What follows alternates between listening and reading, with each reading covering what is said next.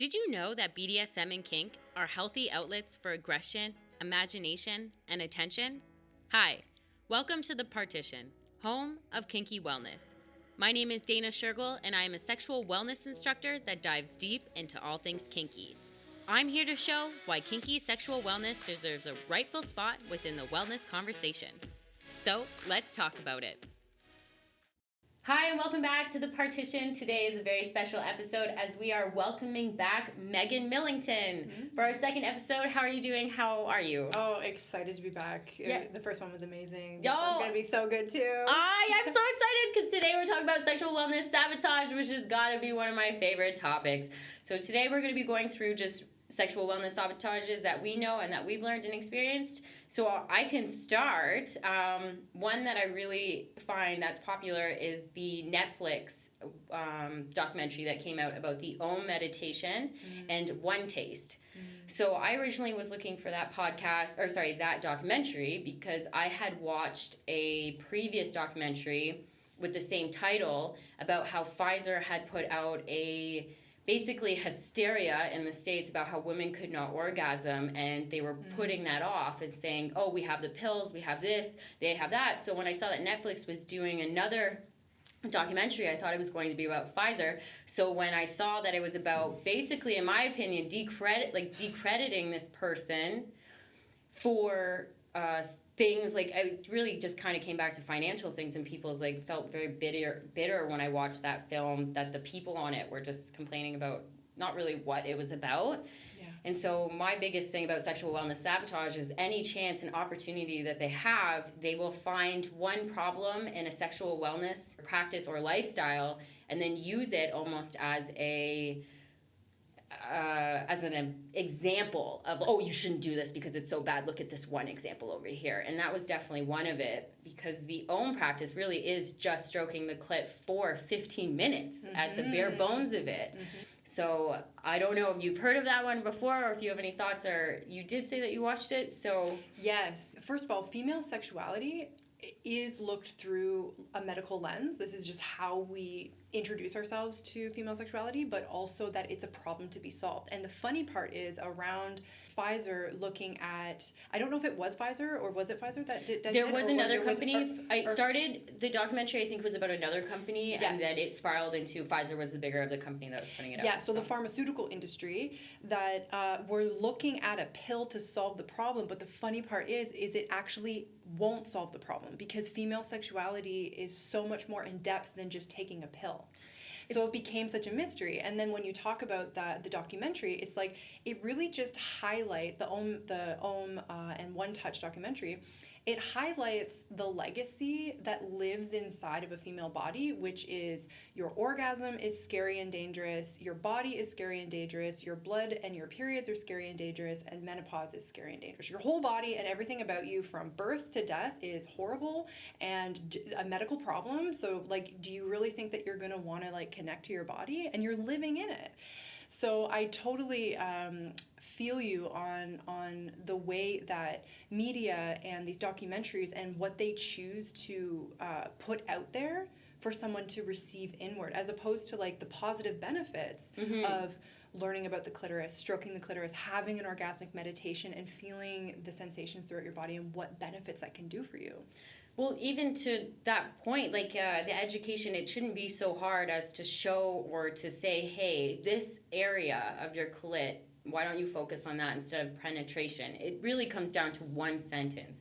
So when it comes to a lot of the sexual wellness sabotage things that I look at, I do feel like it is on purpose. Yes. I cannot sit here and say that after seeing article after article, documentary after documentary, that this isn't something that someone's not using to mass control the society through sexual obedience and sexual control on some level, or lack of education can also be controlling. Yeah. Because we just don't know. And so do you find that, I don't know, what was your opinions on it after you watched it? Did you like the film or anything? Yeah, so I love what you're mentioning around even just the lack of information or a certain type of information. It shapes your behavior and how you operate in what level of awareness and attention you put on to your body and how you live your life, which then also either atrophies parts of your nervous system and you cut off your ability to connect to your overall sense of wellness and wholeness. So yeah, absolutely, like what we see and what is projected out in front of us or displayed to us as information creates a behavior change. When I watched the documentary, there's a couple things that I have opinions on based on where I come from in my schooling and where I approach sexuality in a holistic way, is that first of all, yes, it really is focusing on a particular danger that can happen in sexual wellness spaces. It can. I think that it's important to mention that sexual wellness spaces is a gray space. Yes. Because there's a lot of, like, who's in the wrong? Like, a sex worker who puts herself in danger or the person that did it. Like, there's arguments on both sides. Yeah. And I've actually seen this in other tantric places. Watched a documentary out of one in Thailand, and the instructors there were saying, we take it with a grain of salt that there is some danger to this. And yes. So I think people need to understand that sex can be dangerous, especially with BDSM and kink, and when people see it, I think there is danger to that as well, just by hurting yourself, not even mentally, but like physically hurting yourself if you do things wrong. Yeah. I think that sexuality is one of the most repressed and oppressed parts of our humanity, and so it's quite layered, and so it's hard to just kind of say one thing or one way about it. But what I can say, and what my opinions are, is that when we're feeling so disconnected from our sexuality, it's quite easy for us to put over our sense of personal empowerment over into the hands of another. And we forget that we're all human beings. And this is why I love the sacred arts of Tantra, because Tantra teaches that you are your own being and you are almost like self-responsible in how you are creating awareness of your whole self, your mind, your body, your spirit, your emotions, everything of that nature. And so what can sometimes start out as a positive space where people, and for an example, this documentary, people are coming together, reclaiming their sexuality, learning about the clitoris. Like at that time, people still, at that time in literature and books and medical literature, they didn't even have a proper diagram of what a clitoris was. So it's like people are reclaiming themselves, they're coming into this community space, they're doing these things. Over time, sometimes the humanity can come in, and if we don't keep ourselves in check, dangerous things can happen where people maybe, might want to monetize in certain ways or do certain things. Whether that happened, I don't know. But yeah, we do want to say that yes, there can be bad things or terrible things that can happen in that space, but not to completely discredit what is needed for sexual reclamation. And like to highlight that aspect of it solely terrifies people and makes people think that, oh, I don't want to go into tantric spaces, or I don't want to discover more about my body because there will just be someone there that will, take my money, harm me, hurt me. And, I know that we, had this conversation around the way that sometimes film and movies can be portrayed using music and editing to give you this impression and to evoke emotional experience. I mean, that's the art of film and documentary. It's like, it's a space where you go to it's actually one of the only places outside of Tantra that you get to openly go and freely experience your emotions. Yeah. And so you're watching this documentary and you're, whoa, these emotions are evoking, this is dangerous, and then you imprint, sexuality, clitoris, and going into these spaces or discovering my sexuality is dangerous, wrong, because I'm feeling these emotions as I'm watching this documentary and I'm being told these things. So, well, to that, like, I don't know if most people know this, but the person that made Netflix is like the great nephew of Sigmund Freud or something like that. Like he's also a great nephew of some other, he was a propagandist like during World War II. So when you start looking at the roots of where Netflix actually came from, these are all facts before anybody comes at me. Yes, like you really have to sit there and question what type of documentary you're watching Yes. and where these documentaries are coming from. Again, we mentioned in the last episode who's funding these documentaries just as much as who's funding the studies. And when I look at some of the documentaries that come out, I find it so eerily scary because people just assume, oh, this is a documentary, this must be all fact with absolutely no bias to it whatsoever. But then when you see who created Netflix, what it's getting used for, who actually owns it, their sponsors, their all of these things, and then they're putting out such a weird message. Yeah. I personally can't help but sit here and think, okay, this has to be for some reason. Now, what would the reason be? Yeah. And I think that people can easily be controlled once they are disconnected from their sexuality, because you're right, like it is them, it is part of them. A lot of it comes from your sex, like empowerment, standing your boundaries, getting to know what you like and don't like, kind of creating your own life and carving out your own path of whatever that might be. But I can't help but watch and be like, wow, people's watching this and they're feeling these things and it's so wrong and they won't know.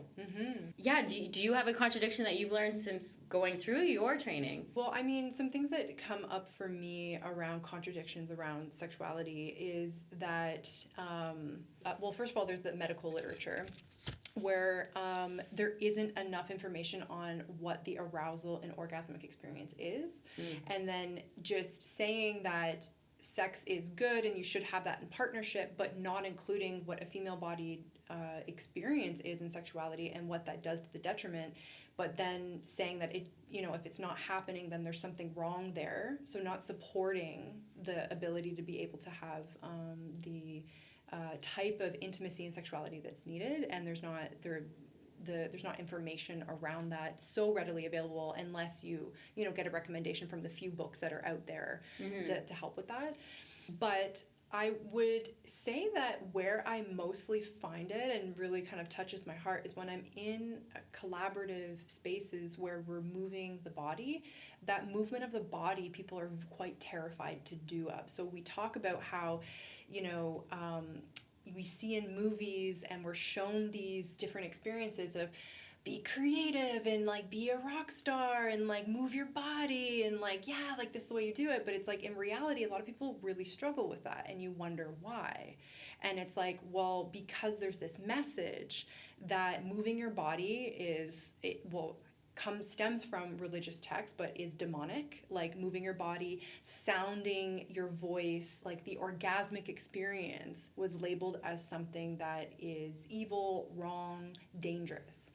So we carry that inside of our body, but when we are actually in ecstatic dance, for an example, we're sounding, we're moving, we're gyrating our pelvis, we're moving our entire body. So it's like, I find this contradiction where it's like, be this like elaborate, wonderful, creative speaker and being on stage, but just make sure that you're like straight bodied and like, only kind of moving in a linear way and don't be too expressive and, these different kinds of things. The other contradiction I find really interesting that I just find in the clients that I work with and what I notice is like, telling a woman like, be sexual but not too sexual. Like, have a voice, but not too much of a voice. It's just like, okay, well, what do you want? Like, what is okay? Like, I don't understand what that is. So I would say those are probably the things that really stand out for me in contradictions. Yeah. Well, to your point about like partners, have sex with your partners. Like one thing I don't agree with now in Western is something I feel like be part of is that whole Friday night, Saturday night hookup culture that goes on, and how we have magazines that comes out and say, this is how you can get a partner, this is how you can get this. And it's on both sides. Like women have magazines, men have it's like here, how to get a girl, how to get a partner, how to get this. But go ahead and have sex with people you just met. And then we have these, you go and you do that. And I feel like how you cannot be satisfied with that I think from a female standpoint. As much as you think and you've been told, hey, if you hook up with this random person, you will feel better. And even if that might be the case for a few people, I'm not saying this is for everybody, but I feel like overall, from what I hear and what I get feedback from and some of the stats that are coming back out, it's not helping you. Because even, I've said this before, but you could go over to someone's house and fully expect to have sex with them. You walk in the room and you go, oh, I don't want to even have sex in this room. Like, this is bothering me and that's bothering me, or this is just not the right environment. And then it becomes this really awkward situation for everyone involved. But I feel like with women, it gets into a really hard spot where you can't really back out. You can get backed out, but you feel like you can't back out. Yeah.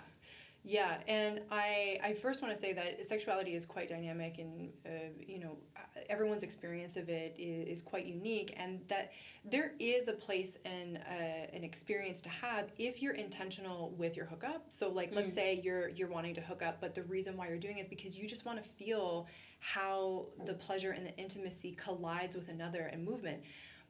The amount of people that go in with that intention of just like, I just want to see and play and move, and I know my boundaries and I know how to use my voice and to figure out how to get out or to go in or whatever, that's another question around, is that person able to do that? I would say that and that's a beautiful experience, and I mean there's obviously different levels of relationship where there's multiple different partnerships, and you can experience those different dynamics and meeting people like on a whim. But with the hookup culture and what I feel that a lot of people are, and what you're speaking of and what people connect to is in part is like the developmental stage of female sexuality. It's like, okay, so in the 60s, we came out of this powerful movement to have rights around our sexuality, and it's like, okay, well, we're gonna fight to be like, no, I like the pendulum swing. It's like, I feel like I'm not in control of my body, so I'm gonna pendulum swing into I have total control of my body, and I'm just gonna do these things, and I'm gonna do the thing of connection, and then I'll get something from that. But what can happen is you notice that there's a depletion and it's not really working for you. The other thing that drives people to do that is women tend to get the message that their worth is their sexuality, and that they're a two-dimensional sex object that's for the male gaze. And so when there is this like wired imprint of that, it's like, okay, well, we have natural needs of love, safety, and belonging. And if we think that this is the way that we can get love, safety, and belonging, because that's how culture recognizes me, it recognizes me as a sexual being, I'm a body that is used, I'm supposed to, that's when my worth kind of came around for a lot of people, is like, okay, well, I'm going to do this one-night stand hookup or connect with someone because what I really want is love and intimacy, but I don't know how to get that love and intimacy. So I'm going to, do the thing that I'm watching that's in media and that's being portrayed to me or in magazines that's telling me to go and do those things. But then you don't know how to back out. You're like, I actually don't really feel complete in this situation, but there's a deeper drive of I actually want to feel love, and I don't know how to even communicate that, so I'm going to go through the process of it. And both partners are leaving not sure why that depth of connection didn't happen. And so it's just, again, a lack of information. And it's lack of information and not even being able to like give the mass people the tools and the words of the communication that they even need to. A lot of what I learned, obviously, like most of what I learned was through experience and talking with people and doing these things, but I learned going through like being more open in sexuality, more open in sex, is that I was able to better communicate, because I do feel that if once you are more honest with yourself and your sexual self, overall you can be more honest to communicate with yourself, with the people around you, and it's one of those things, like once you rebalance yourself there, your whole world can almost change overnight. Easier said than done, but it can bring up such dramatic change so quickly. Oh my God, yeah. I've worked with clients who are completely feel no pleasure. They think that they're entirely broken. I do a simple practice with them when they're laying on their back. I guide them through a meditation. My work is online, so we do one-on-one coaching, and I will ask them to turn off their camera so that they feel more private in their space, and I'll simply get them to roll their pelvis like honey slow in one direction and honey slow in another direction, and to just give themselves permission to feel pleasure just to feel it. And oftentimes like there's tears. They're just like, I've never just felt pleasure just to feel it. Like typically my relationship with it is it's a currency. I need to use it because then I'll get love, safety, and belonging, and a house and shelter, maybe some income, because I already have a belief that I won't make as much income because I'm in a female body, so then that puts dangers out, and it's just like oh, this is for me to feel like I can do that. And so when you talk about the sexuality and coming back into wholeness, like Absolutely. Your sense of self-worth and self-esteem, because you're tapped into the most, like, one of, if I'm trying to even think of what is the, like, the most powerful things about us, but it's definitely one of the most powerful things about us. You just are connected to truth. Mm-hmm. You're like, I know what I need in this moment, and I can handle someone not being okay with my needs and feel the feelings around that, but still know what I need and make that choice. Yeah. That's power. Reclaiming your sexuality is power. Like, I do feel like it's power to have a space to be able to meet the other versions of yourself and to meet these other ways. And if you don't have an outlet, and that's another thing that I find is sabotage, to tell adults, like, you aren't allowed to use your imagination to bring out other versions of yourself. Like, we all think things, whether it's good, bad, grotesque, beautiful, everything in between. And I really feel like I'm a big believer you have to let those things transcend, but when you don't have an outlet to transcend them, they just stick with you and weigh you down, and they're heavy, and you move slower, and it just, again, it comes down to one simple sentence: hey, make your sex life creative, and whatever that means to you. But when you're withholding that, or again making someone feel shameful about it, or you can't do it, again, like we mentioned with the movies, making you feel this sense of this is scary, it's hard to break through to someone because they adopt this identity of, well, this is just me. This is just who I am. Yes. Doctor told me so. Yeah. It's also easier on your body and your nervous system to take on the belief that this is just the way I am than to actually fundamentally believe that that I'm unworthy of something, that I'm, like, incapable of it. It's just like, oh, that's the way I am, so that you can continue moving forward, because it actually creates a lot of stress in your body to keep thinking about why something's not working. And so you, on, like, a psychosomatic level, just kind of like, I'm not going to even listen to it. And that's actually one of the first things that I recommend for people who are dealing with this sabotage around their body and their sexuality, is starting to reconnect and communicate more to your genitals, to your heart, to your body, to your breasts, to whatever, to start to hear, like, what are the innate messages that this intelligence center is actually asking of me to connect to. Well, even with that, like, the other parts of your body, like, also with sex, that during sex, there's other parts of your body you should also focus on, in the sense of there's an entirety of your body, like from your pinky to your shoulder to your toes to the top of your feet. And so I find that that's something I also am like, what areas are you focusing on? Because there's a lot of other areas, there's a lot of other senses. I do feel like within sex, we're taught to only focus so much on touch. Yeah. When there's so many other senses that you can be bringing into it. One, to make it more creative, but two, because you should. Like, it's a more fulfilling experience at the end of the day. Yeah. You know, something that kind of came forward for me around the sabotage, I watched a documentary last night. I think it's called Pamela Anderson's The Love Story. And I find it fascinating because the documentary, to me, displays to me an aspect of our pop culture which glorifies this maiden, sexified, objectified, you know, your sex is the material, the money, like, this is where we're going to make money off you, that kind of thing. And she was an iconic sex symbol. And a lot of people can create a lot of experience from that. When they watch that, they can feel their own shadow around, like, who does she think she is? Like, why does she have implants? Like, why is she feeling like a sexual being? You know, these different things, right? So people can really, like you're kind of gross. Or some people are like, wow, that's amazing that you can choose that.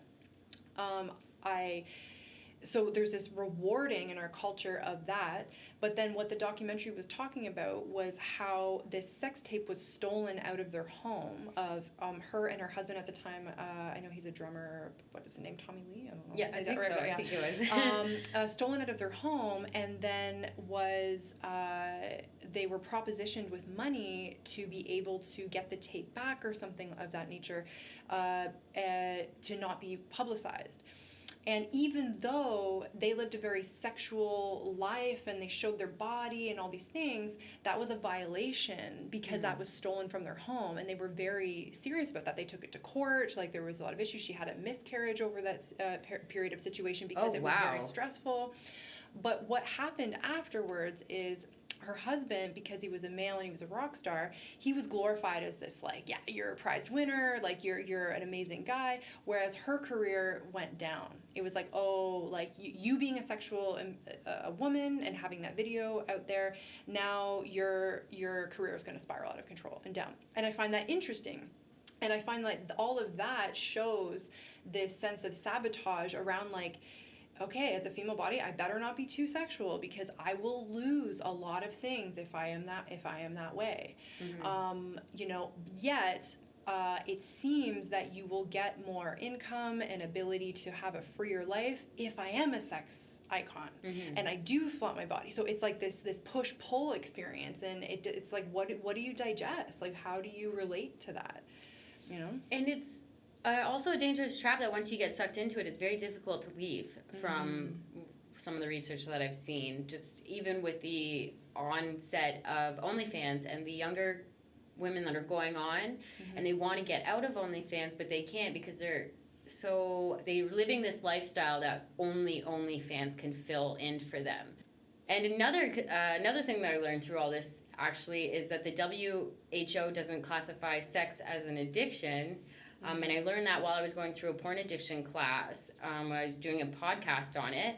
And I found that interesting because I do feel that it should be somewhat as, like, yes, I saw that there was evidence that there's addiction to sex, and maybe it's the feelings that you get out of it or whatever it is, this constant chasing for it. But when it's becoming destructive to your life on the same levels that other addictions are, especially because I do find that porn addictions are so readily available on another level that other drugs aren't. Even with other drugs or alcohol, you still have to go out to go get it. Yeah. But on this, you just have to go into your phone and pull out.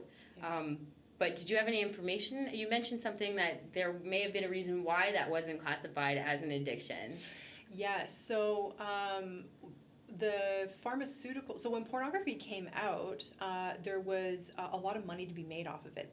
And they noticed that a lot of people are wanting and are curious about their sexuality, so they're looking at pornography. There was this huge expansion around pornography and making that available.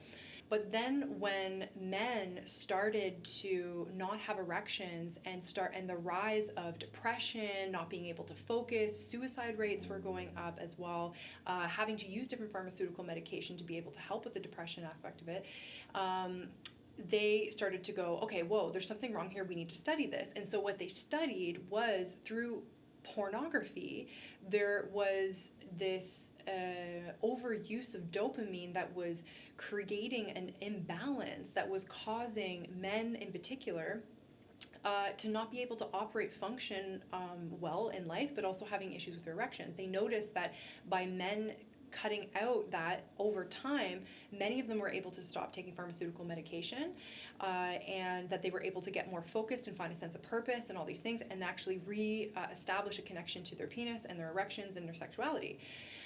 So I think that the reason why it's not labeled as an addiction is a couple different things. I think that there's a lot of money to be made off of pornography. I think that the pharmaceutical medication that is being used to help treat these different things, I think that there's money to be made there. I also think that we just generally have still a long-standing legacy of shame around the body. Like, people are just like, I don't want to talk about it. Like, it's just not something that I want to, incorporate. And like, it's so tough to say certain things about it because a lot of it comes from your own personal experience.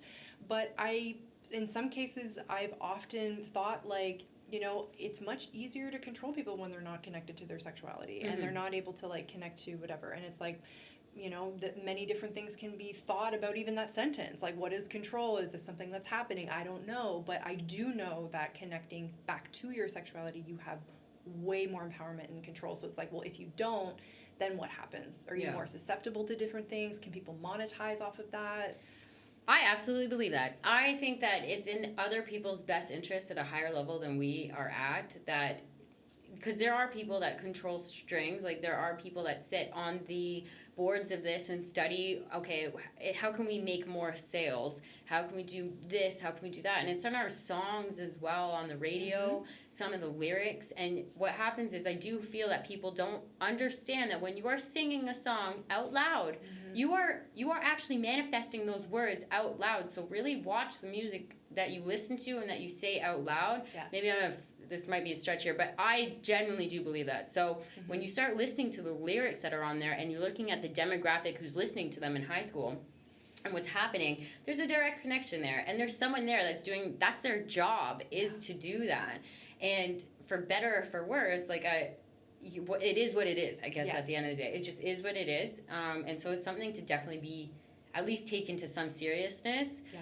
And it might answer some questions if you sit and reflect a little bit about maybe the music that you're listening to. Is it influencing how you are having sex, how you are looking at sex, how you view yourself as a sexual person as well?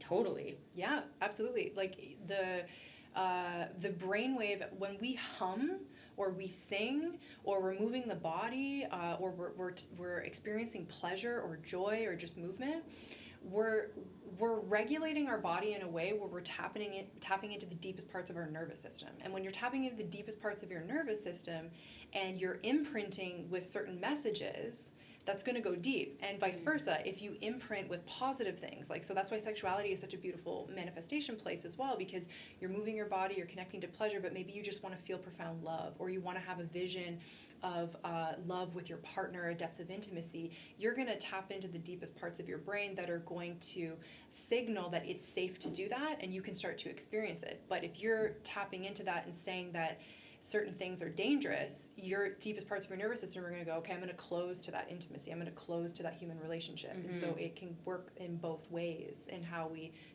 sing. I absolutely agree with that. Yeah. Well, we don't promote intimacy. I don't believe that we actually promote safe and secure and loving forms of intimacy. I feel like we have structured, or at least built up, a little bit of a society where we're making people more and more afraid of intimacy, afraid of connecting, whatever that looks like. But it's there, that hesitancy to be vulnerable with somebody else, and that word vulnerability is something that people need to bring back into their language, I think, especially around their sexuality, because you cannot get into a space without being vulnerable. You have to bring that wall down. Yes. Yeah, absolutely. And I'm so excited when you say that, because that's another reason why sexuality is so potent, because why people don't want to connect on an intimate level is because if you can't be intimate with your whole self, your animal, your primal, your emotional, your thoughts, if you're not in right relation or just even intimate with yourself, you cannot be intimate with another. And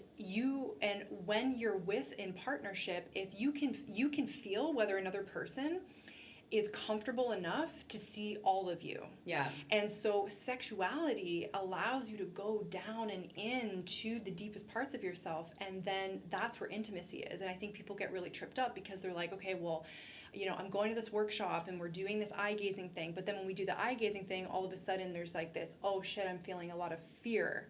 Yeah. Oh, I don't know how to handle that. Oh, I don't feel comfortable to show how much fear I feel in front of my partner. It's there's the block, and then you got to go into that and keep going in, because it's can you see all of me?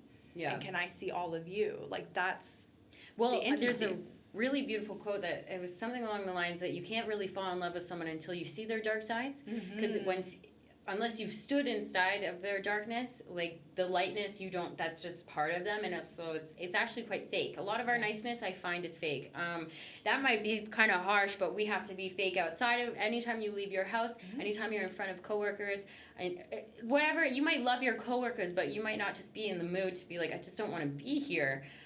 So all of those little micro things, they weigh down, and so again, I guess in BDSM and kink, I do feel if there was an outlet to say to people, you are allowed to be angry somewhere safe and consenting, that would also help a lot of people, because anger is one of those things, and aggression, that I feel that people do. Anger, fear, they just don't want to deal with it at all, so they just shut it down completely. Yeah, absolutely. And you can't shut it down. It will come up somewhere else. No, it's a universal human experience. It's not going to go away. It is a conscious living experience. Anger, resentment, jealousy, all of these things that we consider dark are part of our human experience, and if we can just open to them, Mm-hmm.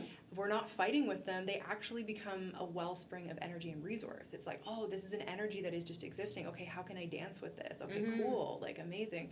But to your point around this putting the smile on, I can't tell you how many times I've been in a workplace where it's this like I've typically it's a man, but it's a man that will come to me and just say, oh, just smile. And it's like okay, like is it okay that I have like a resting face at this moment, or like, or am I just here for your objective, like beauty, because I'm to be something that you extract from, because you don't know how to access that yourself, and so I need to be that for you, and I'm trained. Everyone is trained to understand that that's what you should be, and so have that smile on. You're here to feel that, and it's just like it's this surface level thing, and then we're all suffering in our intimacy. Absolutely. Well, the toxic positivity movement around sex, I feel like, is also. Like, it's okay to say, hey, this isn't okay. This is not working for me. Yeah. I do feel that partners, like, so you don't want to hurt anybody. Nobody wants to hurt. I don't think humans intently want to hurt people. And I think that's why it's so difficult, because if I say, hey, this is a problem, people will put up these walls, and it's like, for whatever reason, and again, it always comes back to you just didn't know. But again, we should know everything. I think people think that they should know more about sex than they actually do. Yes. Like, we've been told, oh, you should just know that by now. Yeah. You're of a certain age. You should know that. It's like, actually, that's so wrong, because at some point, if you didn't learn it while you're younger, I do believe society just is like, well, you got what you got. That's it. You're not allowed to learn anymore when it comes to sex, and they've just closed it off completely. Yeah. So it comes into, again, like self-exploration. It takes a lot for someone to come to the realization that they need to take care of it as well. Yes, and I love that comment, because I think that is also this weird, elusive, like this vapid way of sabotaging ourselves, because we are given this message that you just need to be sexual, like just do the thing, but we're not given this information, and like we don't learn how to exercise, well, we don't learn how to eat well. We actually have to breathing. Yeah, Can we talk about breathing? Like, we don't know how to do anything. Like, I just got into breath work recently, and I know this is off topic from sex, but breath work has changed my life, like just even the short amount of time that I've been doing it. And it's just, again, that came through a stem of going through the sexual wellness journey, eventually, of just reclaiming all parts of your body, of how you use it, like sexually, breathing, eating, everything, sitting, certain positions that we shouldn't be in, that 90% of us are in all the time. You should, like, sitting, like, it's one of those things. It's not natural for us. Yes. So, that's why I'm so fidgety, even. Because it's just like, I need something to be up, but yeah, of course. No, so sex is definitely one of them, and it takes a lot of work. It's work, and I think people need to know that too. It is effort. There is pain involved when you go through your sexual wellness journey to some degree. Yeah, absolutely. And I think that, there's this like Disneyism that happens in life too, that we get a lot of programming from. Like, we get the story that there's this knight in shining armor that's going to save you. Like, we watch television shows where it's like, oh, like this just happens, like you get a house and then this emotional thing happens because I watched that. But no, it's not. It's actually, real life is real work, and the sadness around that, and the thing that I feel deeply for, is this this side swipe into your life, and you're going along, you're doing these things, and you're like, I'm not happy, and it's like, because there's work required to build your sexuality, relational capacity, facing those fears, like facing those negative emotions that you're told not to. Yes, exactly. But that is about as much time as I think we have today. I love having you on the show. Honestly, I'm going to bring you back over and over again. Where can my followers find you? Yes, so I have an Instagram account. That's where I post a lot of informational videos to really help people with their sexuality. It is the @ Megan Millington Coaching. And then there is meganmillington.com, where you can reach me on my website. I work one-on-one with people and really help to restore them back into their body, but also back to their erotic intelligence. Wonderful. For everyone listening, we're going to put everything into the comments so you can find us and keep up to date. And thank you so much for listening. We'll see you next week. And as always, stay kinky.